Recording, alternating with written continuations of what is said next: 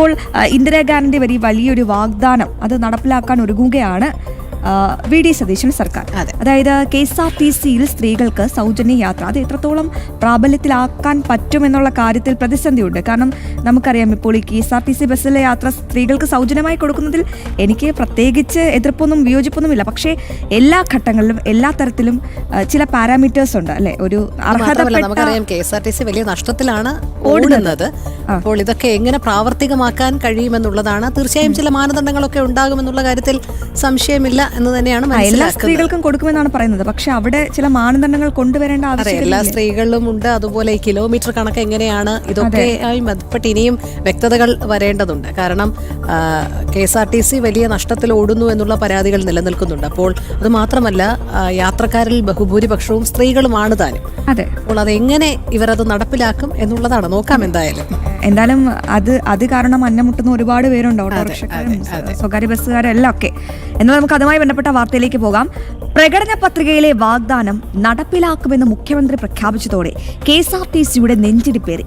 UDF മന്ത്രിസഭ പ്രഖ്യാപിച്ച സ്ത്രീകളുടെ സൗജന്യ യാത്രാ പദ്ധതിയിലൂടെ ഉണ്ടാകുന്ന കോടികളുടെ വരുമാന നഷ്ടം എങ്ങനെ നികത്തുമെന്നതിൽ സർക്കാർ ഇതുവരെ വ്യക്തത വരുത്തിയിട്ടില്ല. പദ്ധതി നടപ്പിലായാൽ പെൻഷൻ വിതരണം അടക്കമുള്ള സംവിധാനത്തെ സാരമായി ബാധിക്കുമെന്നിരിക്കെ KSRTC അധികൃതരും മൗനത്തിലാണ്. ശ്യാമപ്രസാദ് ഉണ്ട് ഈ വാർത്തയുടെ വിവരങ്ങൾ നൽകാൻ. ശ്യാം, ഒരു വലിയ പ്രതിസന്ധിയിലൂടെയാണ് ഈ KSRTC ഇപ്പോൾ തന്നെ കടന്നുപോയിക്കൊണ്ടിരിക്കുന്നത്. പ്രത്യേകിച്ച് ഈ വി.ഡി. സതീശൻ സർക്കാരിന് മറ്റു സർക്കാരിനെ പോലെ ഒരു ഹണിമൂൺ പീരീഡ് ഒന്നും ഈ 2026 ഇല്ല. കാരണം വലിയ പ്രതിസന്ധിയിലേക്ക് തന്നെയാണ് അവരും വലതുകാൽ വെച്ച് പ്രവേശനം ചെയ്തിരിക്കുന്നത്. അപ്പോൾ സംസ്ഥാനം ആകെ മൊത്തം കടക്കണിയിലാണ്. പ്രത്യേകിച്ച് KSRTC ശമ്പളക്കാരുടെ കുടിശ്ശിക, പെൻഷൻ ഇതൊക്കെ വിതരണം ചെയ്യുന്നതിലുള്ള കാലതാമസം, തടസ്സമൊക്കെ നമ്മൾ നേരിട്ട് കണ്ടതാണ്. അപ്പോഴാണ് ഒരു ഗോൾഡൻ വാഗ്ദാനവുമായി രംഗത്ത് വന്നത്. അതൊരു തെരഞ്ഞെടുപ്പ് സ്റ്റണ്ടായി മാത്രം കണക്കാക്കാമോ? എന്താണ് അതുമായി ബന്ധപ്പെട്ട് ലഭിക്കുന്ന വിവരങ്ങൾ? ഇത് ആരൊക്കെയാകും പ്രതിസന്ധിയിലാക്കുക?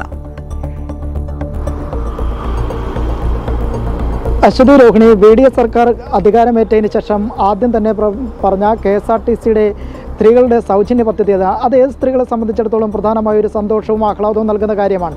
പക്ഷേ എന്നാൽ അതിൻ്റെ പിന്നാമ്പുറത്തേക്ക് വരുമ്പോൾ കുറേ ഘടകങ്ങൾ പ്രതികൂലമായി ബാധിക്കുന്ന കാര്യങ്ങളുണ്ട്. പ്രധാനമായും KSRTCയിലെ ശമ്പളം, പെൻഷൻ വിതരണം അടക്കമുള്ളവയെ ഇത് സാരമായി ബാധിക്കുമെന്ന് ഏറെക്കുറെ ഉറപ്പായി കഴിഞ്ഞിരിക്കുകയാണ്. പ്രധാനമായും നിലവിൽ സ്ത്രീ യാത്രികരിൽ 19 മുതൽ 20 ലക്ഷം വരെ സ്ത്രീ യാത്രികരാണ് കണക്കെടുക്കുകയാണെങ്കിൽ ശരാശരി വരുന്നത്. അങ്ങനെ നോക്കുകയാണെങ്കിൽ പ്രധാനമായും 4 കോടി രൂപയ്ക്ക് മുകളിലാണ് ശരാശരി വരുമാനം സ്ത്രീ യാത്രികരിൽ നിന്ന് ലഭിച്ചുകൊണ്ടിരിക്കുന്നത്. അങ്ങനെ പ്രതിദിനം നോക്കുകയാണെങ്കിൽ 150 കോടി രൂപയുടെ വരുമാനമായിരിക്കും KSRTCക്ക് ഉണ്ടാകുക. പക്ഷേ എന്നാൽ പ്രതിദിനം അല്ലെങ്കിൽ പ്രതിമാസം നഷ്ടം വരികയാണെങ്കിൽ ഇത്തരത്തിലൊരു സൗജന്യ യാത്രയിലേക്ക് പോവുകയാണെങ്കിൽ 150 കോടി രൂപയ്ക്ക് മുകളിലായിരിക്കും ഈ ബാധ്യത വരുമാന ഇനത്തിൽ KSRTCക്ക് വന്നു ചേരുന്ന ഒരു സാഹചര്യം കൂടി ഉണ്ടാകുക. അങ്ങനെയെങ്കിൽ അതെങ്ങനെ മറികടക്കുമെന്നുള്ള കാര്യങ്ങൾ സർക്കാരുമായി ബന്ധപ്പെട്ട വകുപ്പുകളോ അല്ലെങ്കിൽ കോർപ്പറേഷനോ ഇത് സംബന്ധിച്ചുള്ള KSRTCയോ ഇത് സംബന്ധിച്ചുള്ള കാര്യങ്ങളൊന്നും തന്നെ വ്യക്തമായൊരു രൂപരേഖ സർക്കാരിന് മുന്നിൽ വെച്ചിട്ടുമില്ല. സർക്കാരാകട്ടെ ഇതിൽ മറ്റു ബദൽ മാർഗ്ഗങ്ങളൊന്നും സ്വീകരിക്കാത്തതുമാണ് KSRTCക്ക് ഇപ്പോൾ നെഞ്ചിടിപ്പേറിയിരിക്കുന്നത്. ഇത് സംബന്ധിച്ച കാര്യങ്ങളൊന്നും തന്നെ മുന്നോട്ടുള്ള പ്ലാൻ സംബന്ധിച്ച കാര്യങ്ങളൊന്നും തന്നെ KSRTC അധികൃതർ ഇതുവരെ നൽകാത്തതുമാണ് വലിയൊരു ആശയക്കുഴപ്പം ഇക്കാര്യത്തിൽ നിലനിൽക്കുകയും ചെയ്യുന്നത്. സ്ത്രീകളെ സംബന്ധിച്ചിടത്തോളം ഇത് പ്രധാനമായ ആഹ്ലാദം തന്നെയാണ്. എന്നാൽ പക്ഷേ ഇത് ഏത് കാറ്റഗറി, ഹ്രസ്വ ദീർഘദൂര സർവീസുകളെയാണോ ഇത് കൂടുതലായി ഉൾപ്പെടുത്തുക, അല്ലെങ്കിൽ സിറ്റി സർവീസിലാണോ ഈ ഒരു സൗജന്യം വരിക എന്ന കാര്യങ്ങളൊന്നും തന്നെ സർക്കാർ ഇക്കാര്യത്തിൽ വ്യക്തത വരുത്തിയിട്ടുമില്ല. അതിനാൽ തന്നെ പ്രധാനമായും ഇവിടെ നിന്ന് അല്ലെങ്കിൽ ഒരു സംസ്ഥാനത്തിൻ്റെ കേരളത്തിൻ്റെ തെക്കേയറ്റത്തു നിന്ന് വടക്കേയറ്റത്തേക്ക് ഒരു സ്ത്രീക്ക് യാത്ര ചെയ്യണമെങ്കിൽ ഇത്തരത്തിൽ സൗജന്യമാണോ എന്നുള്ള തുടങ്ങിയ ആശങ്കകളെല്ലാം തന്നെ നിലനിൽക്കുകയും ചെയ്യുന്നു. എന്തായാലും KSRTCക്ക് തന്നെയാണ് പ്രധാനമായും നെഞ്ചിടിപ്പേറുന്നത്. അതായത് മാസാവസാനം ശമ്പളം കൊടുക്കേണ്ടതും പെൻഷൻ വിതരണത്തിലുമെല്ലാം തന്നെ സർക്കാരിൻ്റെ ഖജനാവിലെ പണം തന്നെയാണ് പ്രധാനമായും KSRTC മുൻ സർക്കാരുകളെല്ലാം തന്നെ സാമ്പത്തിക സ്രോതസ്സിനായി ആശ്രയിച്ചിരുന്നത്. അങ്ങനെ കടമെടുപ്പ് തീരുമ്പോഴേക്കും പ്രധാനമായും പെൻഷൻ വിതരണത്തിലടക്കം ഇത് സാരമായി ബാധിക്കുന്ന സാഹചര്യമുണ്ടായിരുന്നു. എന്തായാലും ഇത്തരത്തിൽ സൗജന്യമായൊരു യാത്രയിലേക്ക് സ്ത്രീകൾക്ക് പോകുമ്പോഴേക്കും അത് മറികടക്കാൻ വരുന്ന സാമ്പത്തിക ബാധ്യതയെ മറികടക്കാൻ ഏത് തരത്തിലാണ് ഇത്തരത്തിൽ വരുമാന മാർഗ്ഗങ്ങൾ കണ്ടെത്തേണ്ടെന്നുള്ള കാര്യത്തിൽ KSRTCക്ക് ഇപ്പോഴും ഒരു വ്യക്തത വന്നിട്ടില്ല. സർക്കാരും ഇത് സംബന്ധിച്ചുള്ള കാര്യങ്ങൾ വ്യക്തമായൊരു നിർദ്ദേശം നൽകിയിട്ടില്ല.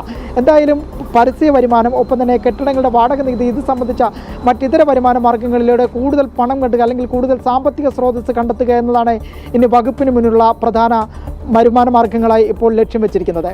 യെസ് ശ്യാം, വിവരങ്ങൾ വ്യക്തമാണ്. എന്തായാലും പ്രധാനപ്പെട്ട ചോദ്യം ഇത് തന്നെയാണ്. നഷ്ടം ആര് നികത്തും? 150 കോടിയിലധികം രൂപയാണ് ഇത്തരത്തിൽ ഈ ഒരു വാഗ്ദാനം നടപ്പിലാക്കിയാൽ സംസ്ഥാന സർക്കാരിന്റെ ഖജനാവിൽ നിന്നും ഒറ്റ നിമിഷം കൊണ്ട് കാലിയാവുന്നത്. എന്തായാലും ഈ നഷ്ടങ്ങളൊക്കെ എങ്ങനെ നികത്തും?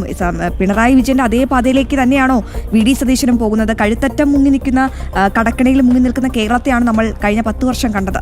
ഇനി അടുത്ത വർഷവും അത് തന്നെയാണോ കാണാൻ പോകുന്നത് എന്നുള്ള നിർണായക ചോദ്യങ്ങൾ അവിടെ നിലനിൽക്കുന്നുണ്ട്. എന്തായാലും മാത്രമല്ല ഇപ്പോൾ ഇടതുപക്ഷ നേതാക്കളൊക്കെ പറയുന്നത്, അതായത് തിരിച്ചു പറഞ്ഞു തുടങ്ങി.